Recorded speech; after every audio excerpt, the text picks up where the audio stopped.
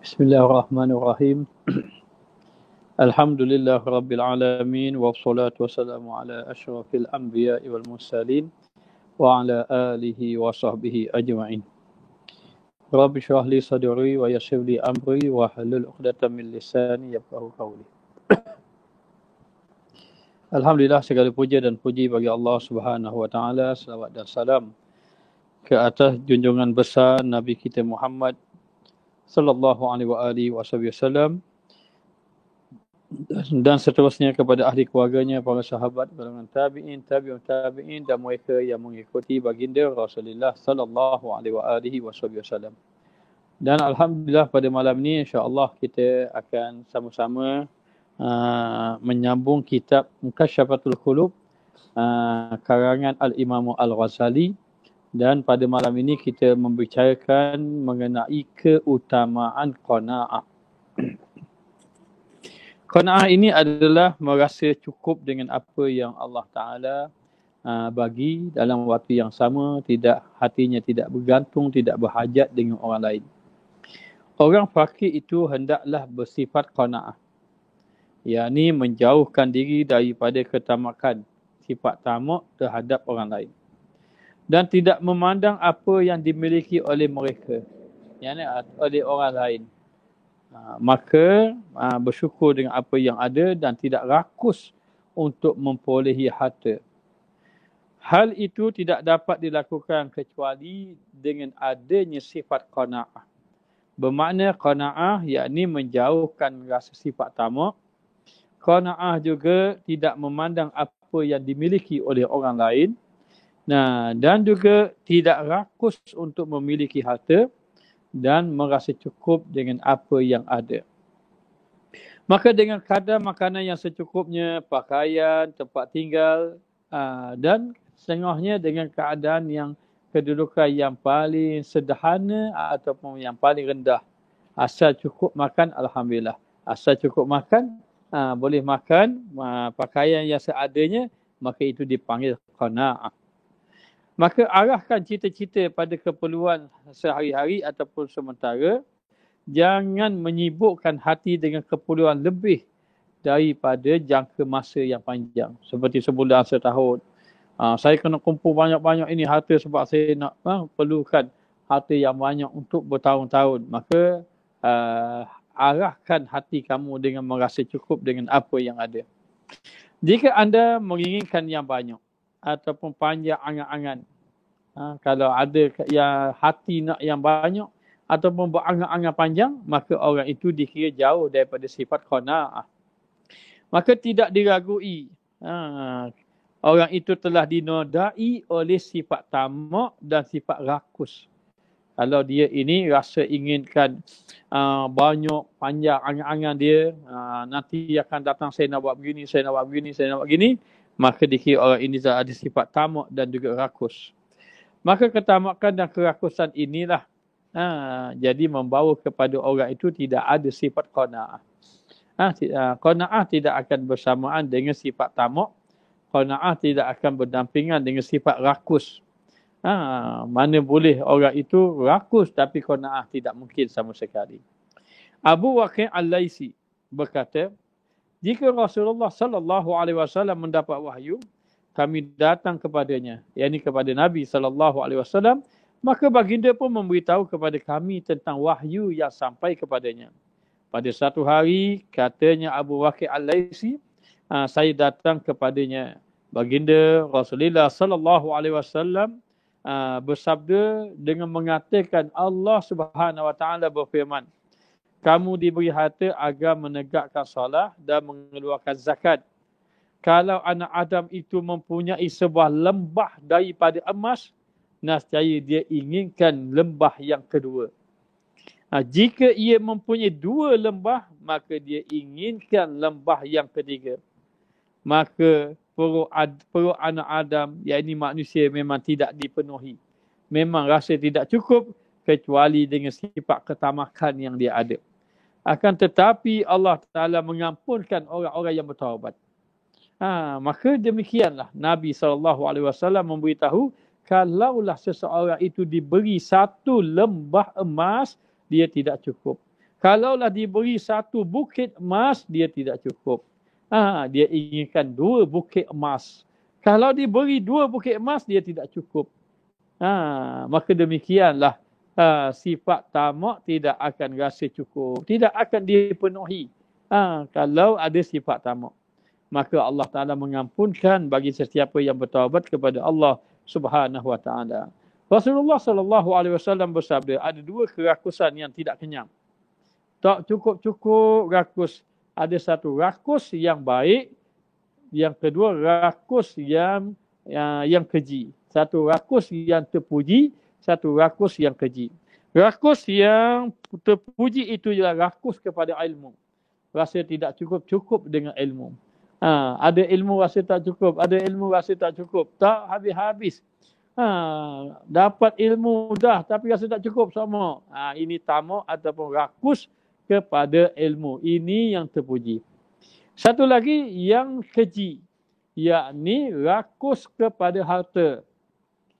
Dapat tak cukup-cukup, dapat tak cukup-cukup. Gitulah. Walau dapat banyak pun tak cukup. Maka ini dipanggil orang itu rakus ataupun tamak. Sementara di tempat lain baginda sallallahu alaihi wasallam bersabda, ada 2 perkara yang membuat seseorang menjadi tua dan beruban. Apa dia? Iaitu yang pertama, angan-angan. Sampai ke tua duk berangan. Maknanya angan-angan begitulah. Angan-angan panjang. Dan yang kedua, cintakan akan harta. Tidak cukup-cukup. Sampai ke tua begitulah. Cintakan kepada harta.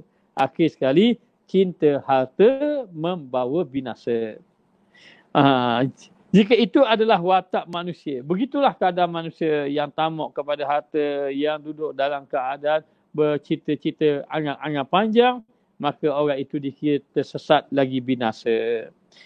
Dia binasa dan Allah dan Rasulnya memuji orang yang ada sifat qanaah, merasa cukup dengan apa yang ada.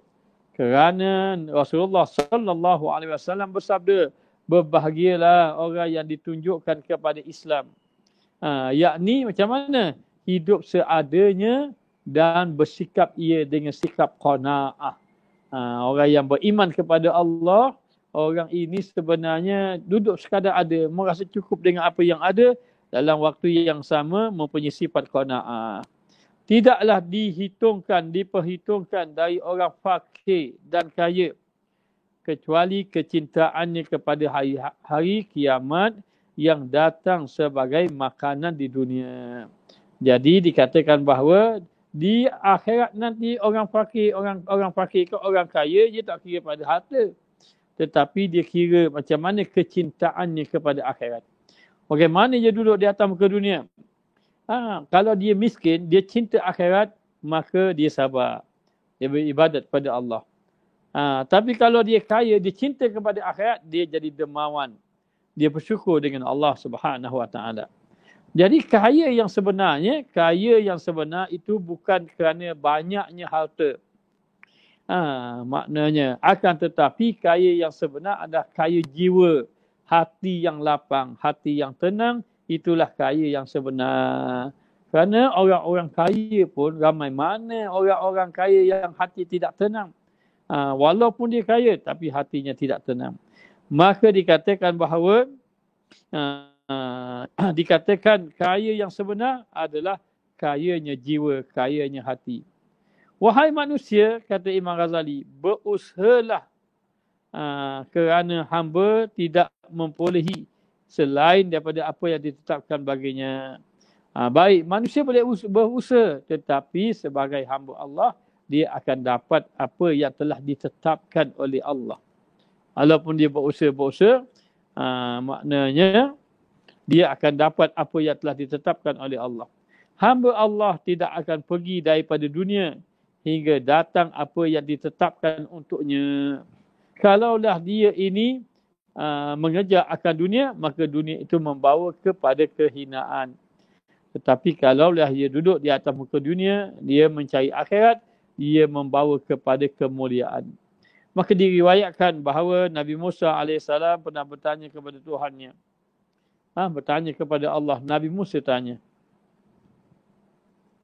wahai Allah Ta'ala, siapakah hamba-Mu yang paling kaya? Nabi Musa tanya, siapakah hamba-Mu yang paling kaya?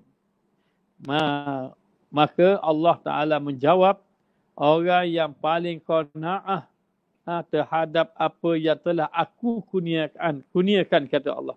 Orang yang paling qanaah, yakni orang yang ada sifat yang paling bersifat dengan merasa cukup dengan apa yang ada. Itulah orang yang paling kaya. Baik. Siapakah antara mereka yang paling adil? Kata Nabi Musa AS.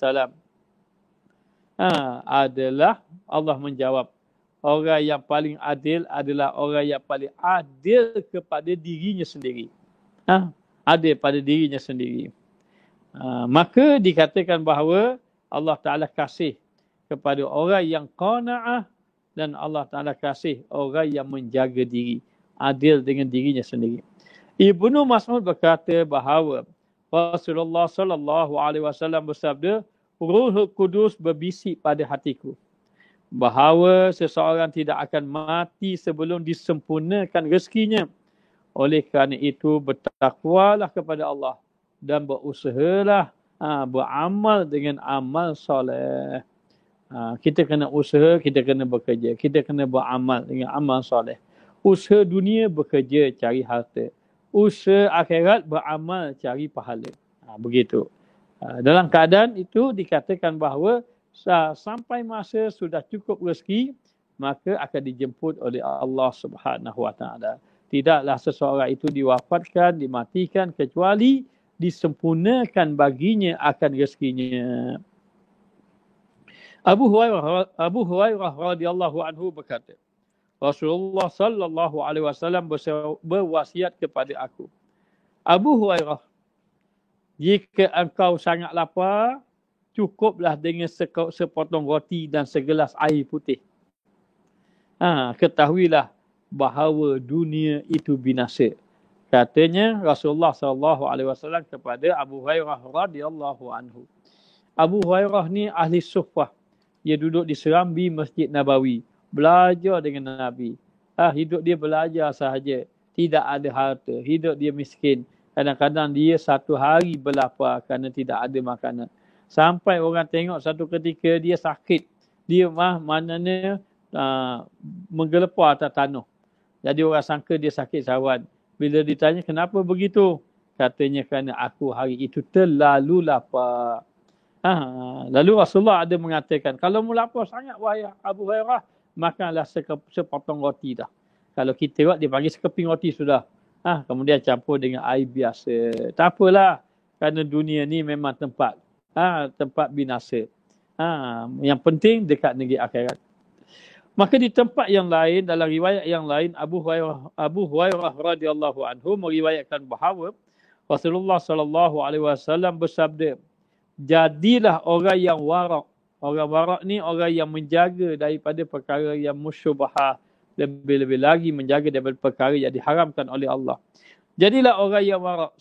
Nescaya engkau menjadi orang yang paling banyak beribadah kepada Allah Ta'ala. Dan jadilah orang yang paling qanaah. Nescaya engkau akan menjadi orang yang paling banyak bersyukur kepada Allah Ta'ala. Cintalah orang lain sebagaimana kamu cinta diri kamu sendiri. Nescaya engkau akan jadi orang yang benar-benar beriman kepada Allah Subhanahu Wa Taala. Maka di sini Rasulullah sallallahu alaihi wasallam memberitahu kepada kita tiga sifat. Satu orang yang warak, satu orang yang qanaah, satu orang yang saling cinta mencintai di antara satu sama lain. Ketiga-tiga jenis orang macam ini orang yang dikasihi oleh Allah Taala. Maknanya apa? Dia menjadi orang yang warak. Orang warak ni orang yang jaga perkara haram, perkara syubhah. Bila dapat tahu syubhah, tak ambil. Tinggalkan perkara syubhah. Kalau perkara itu ada keraguan, boleh jadi halal, boleh jadi haram, maka jangan diambil. Sebaiknya ditinggalkan. Kenapa? Kerana ada syubhah dalamnya. Macam mana ada syubhah? Boleh jadi benda tu ada benda yang diharamkan. Boleh jadi tidak ada. Dan macam mana ni? Ada orang kata ada benda yang haram, ada kata benda yang tidak haram. Tak tahu ni macam mana. Da' ma yaribuka ila ma la yaribuka. Kamu tinggal benda yang meragukan kamu, ambil perkara yang tidak meragukan kamu. Itu syarat pertama. Yang kedua, jadilah kamu orang yang qanaah. Qanaah ini merasa cukup dengan apa yang ada. Maka bila kita merasa cukup dengan apa yang ada, maka kamu akan jadi orang yang bersyukur dengan Allah. Orang yang bersyukur dengan Allah ini begini, cara ringkasnya, dia melihat nikmat itu datang daripada Allah. Dia melihat pemberi nikmat, bukan melihat pada nikmat. Orang yang tidak bersyukur, dia tengok pada nikmat dia. Nikmat banyak, oh banyak. Nikmat sikit, Allah sikit ingat dia kata. Sebab dia melihat pada nikmat. Tetapi orang yang bersyukur melihat kepada pemberi nikmat itu sendiri. Dan yang ketiga, jadilah kamu orang yang mahabbah, yang mencintai orang lain. Sebagaimana kamu cinta diri kamu sendiri. Nasib kamu akan jadi orang yang benar-benar beriman kepada Allah Subhanahu Wa Taala.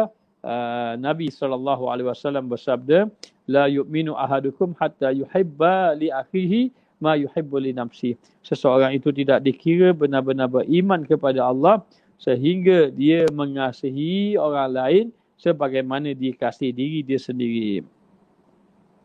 Di dalam hadis yang diriwayatkan oleh Abu Ayyub Al-Ansari disebut bahawa seorang Arab Badui datang berjumpa dengan Rasulullah sallallahu alaihi wasallam. Ia berkata, "Ya Rasulullah, berilah kepada aku wasiat yang ringkas." Ya Rasulullah, berilah kepada aku satu wasiat yang ringkas, yakni satu nasihat ataupun satu peringatan yang ringkas. Maka baginda sallallahu alaihi wasallam bersabda, "Jika engkau solat, jika engkau sembahyang, maka lakukanlah solat seperti orang yang hendak berpisah." Maknanya, seperti orang yang hendak berpisah. Dengan arti kata, lakukanlah solat sebagaimana seolah-olah itulah solat kamu yang terakhir, lepas ni kamu berpisahlah dengan orang lain. Itu gambarannya.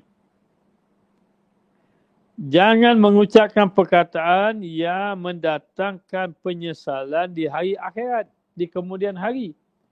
Jangan buat satu perkataan, jangan buat keluar satu perkataan. Boleh jadi satu perkataan itu menyebabkan orang itu binasa. Maka ada satu orang sahabat Nabi, dia ini balik daripada medan perang. Sahabat Nabi pergi berperang, berjihad fisabilillah.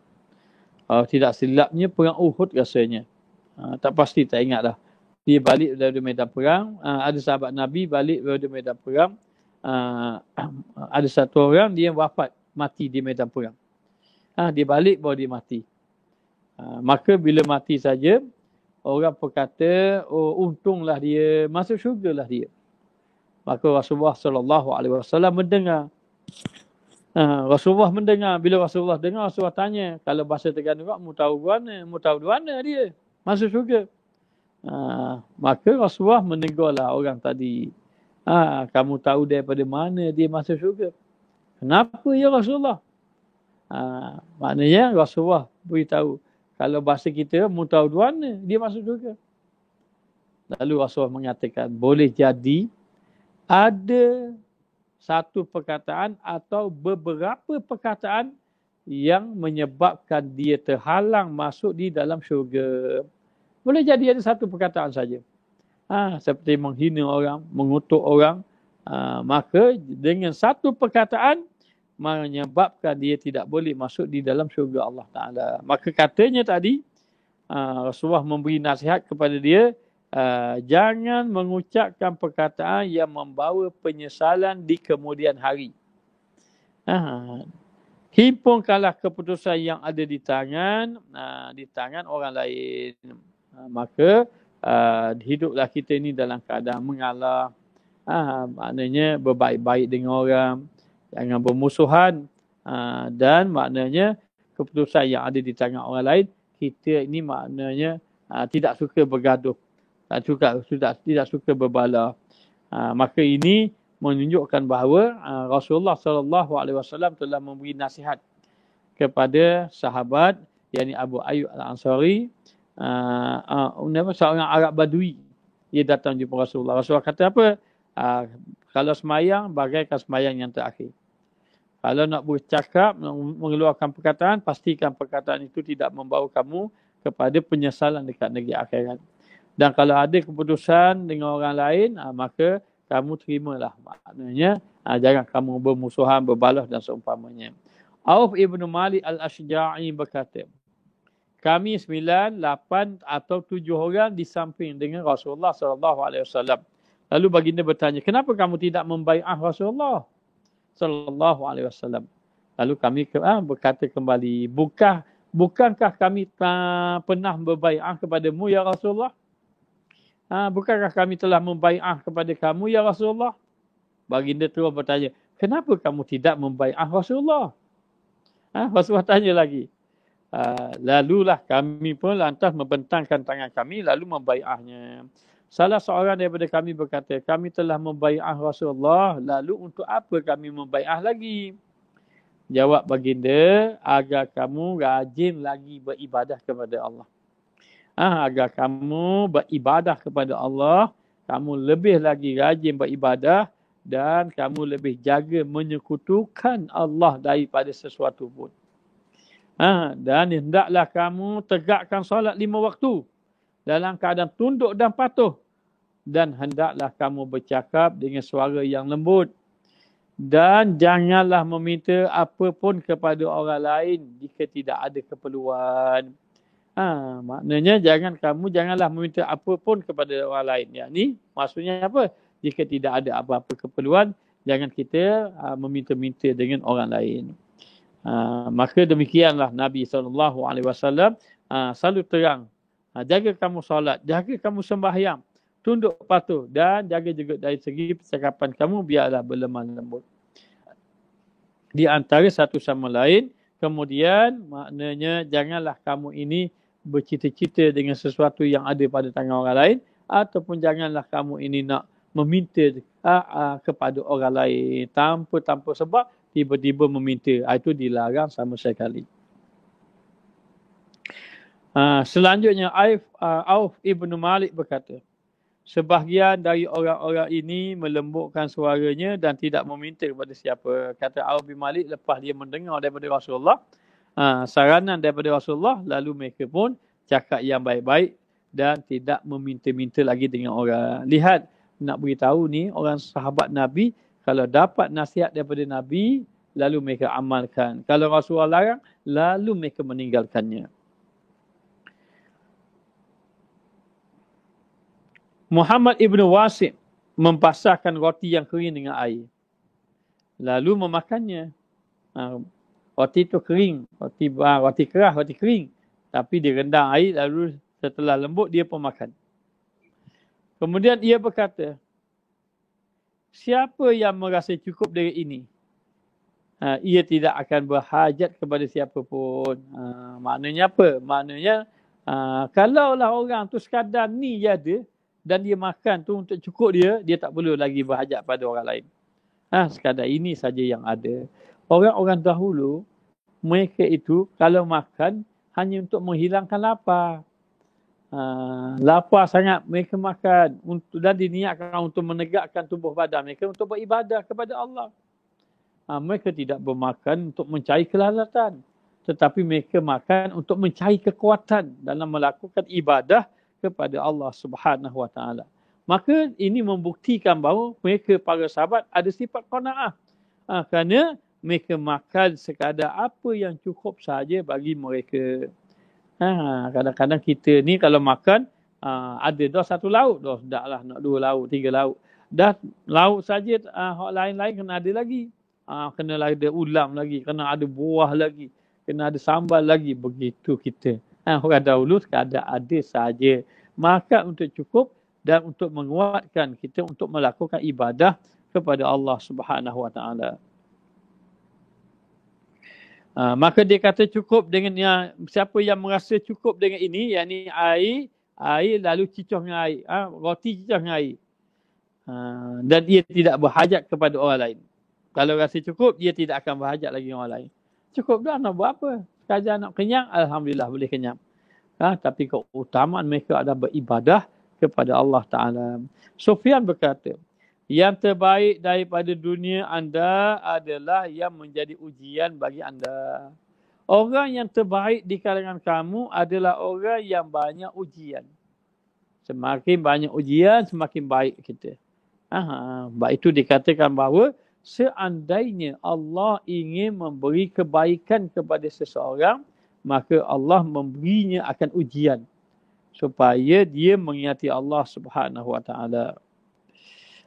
Dan yang terbaik daripada dunia anda adalah yang menjadi ujian bagi anda. Yang terbaik daripada ujian anda yang datang daripada tangan anda sendiri. Ujian tu datang daripada kita sendiri. Boleh jadi dengan sebab kesalahan kita, kelalaian kita, lalu Allah datangkan ujian. Dan ujian tu datang daripada kita. Dan sebaik-baik ujian yang datang pada kita, iaitu ujian yang membawa kita sedar dengan Allah Subhanahu Wa Taala. Baru ni ada satu orang sahabat disakit, duduk di hospital, katanya sakit COVID sampai peringkat stage 5 dah. Mula 1, 2, 3, 4, 5 dah. Itu yang terakhir dah. Sampai pada peringkat ICU. Lalu kita pun berdoa minta dia. Lepas pada tu, dengan izin Allah sihat. Hari ni Alhamdulillah sihat. Sihat. Bila dia sihat, dia kata Allah baru ni ujian berat. Kata. Kita pun beritahu ya benar ujian. Allah Ta'ala ni dia timpa ujian sebab apa? Sebab yang pertama, nak suruh kita dekat dengan dia. Kalau kita jauh dengan dia, Allah Ta'ala bagi dekat. Yang kedua sebab Allah Ta'ala nak beri pahala lah kita banyak-banyak. Kita tak mampu beribadat, beri sakit. Maka sakit tidak beribadat tapi dapat pahala. Pahala apa? Pahala sabar. Dengan pahala sabar. Jadi Allah Ta'ala nak didik juga hati kita. Supaya kita ingat kepada Allah Ta'ala. Dan juga Allah Ta'ala nak beri pengampunan kepada kita. Ini ujian. Maknanya, maka orang yang paling baik adalah orang yang dapat ujian. Yang banyak dapat ujian. Sedangkan Ibnu Mas'ud berkata bahawa setiap hari malaikat berseru, wahai anak Adam, sedikit yang mencukupi anda lebih baik daripada yang banyak tapi menyesatkan anda. Dapat sikit pun tapi sedikit yang menyebabkan kita ingat Allah, bersyukur pada Allah lebih baik daripada kita banyak tapi kita lalai kepada Allah Subhanahu Wa Taala. Sementara seseorang pernah berkata kepada ahli hikmah, orang yang bijak pandai, apakah kekayaan anda? Maka dia menjawab, berhias dari dalam zahir, niat dalam batin, dan tidak mengharapkan sesuatu yang ada di tangan orang lain. Maknanya, apakah kekayaan? Kekayaan kami ini dikata adalah zahir ini kami berhias dari segi zahir dan kami berniat yang baik di dalam hati. Dalam waktu yang sama, tidak mengharapkan apa yang ada di tangan orang lain. Telah diriwayatkan bahawa Allah Subhanahu Wa Taala berfirman, wahai anak Adam, kalaulah seluruh dunia menjadi milikmu, pasti engkau tidak memperolehi apa pun selain daripada makanan. Kalau dunia dah milik, tak ada fikir lain, fikir makanan saja. Jika darinya aku memberi engkau makan, jika darinya aku memberi engkau makan, aku memberi engkau makanan dan aku menjadikan penghisapan untuk orang lain, berarti aku telah membuat baik kepada kamu. Dikatakan bahawa kalaulah dunia ini menjadi milik kamu, kalau seluruh dunia menjadi milik kamu, pasti kau tidak memperoleh apa pun selain makanan. Jadi darinya itu aku memberi engkau makan dan aku menjadikan penghisapanmu, penghisapannya untuk orang lain. Berarti aku telah berbuat baik kepada kamu. Dengan arti kata, kalaulah Allah Ta'ala memberi, kita akan akan dunia, maka tidak ada yang lain dia minta kecuali makanan. Makanan ataupun pasti kau tidak mempunyai apa pun kecuali makanan. Makanan yang kamu perlukan, dan Allah memberi makanan kepada kamu sehingga menjadikan hisapnya untuk orang lain. Dan aku pun buat baik bermakna aku telah buat baik kepada kamu. Jadi kalaulah jadi milik kita ni yang paling baik, kalau kita ini dunia Allah Ta'ala bagi, maka tidak ada yang kita perlukan makanan untuk memberi kepada orang-orang lain dan untuk kita makan. Ada satu kisah, orang itu dia berjalan-jalan, dia kata dia nampak bukit. Bukit tu bukit daripada pasir. Bukit pasir lah. Lalu dia kata, Allah, kalaulah Tuhan jadikan bukit pasir ni gandum, maka aku akan beri sedekah.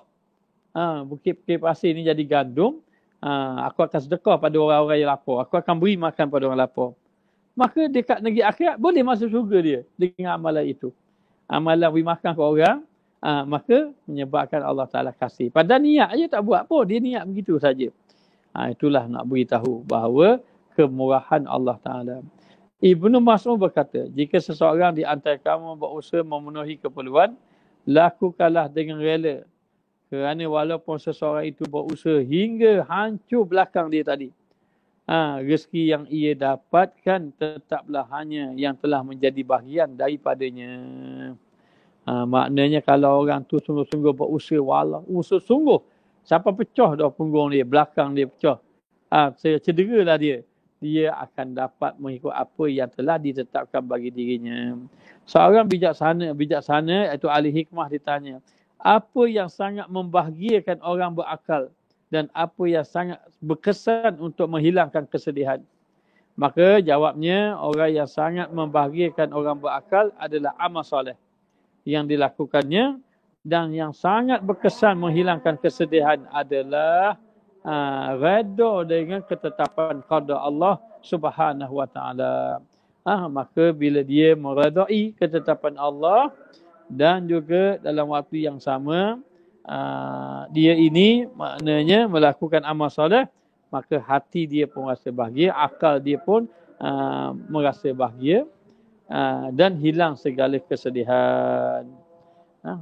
Jadi setakat inilah saja yang dapat disampaikan. InsyaAllah kalau ada masa kita akan sambung akan datang. Bismillahirrahmanirrahim. Rabbana zalamna anfusana wa illam taghfir lana wa tarhamna lanakunanna minal khasirin. Wa sallallahu ala sayyidina Muhammad wa ala alihi wa sahbihi wasallam. Alhamdulillah.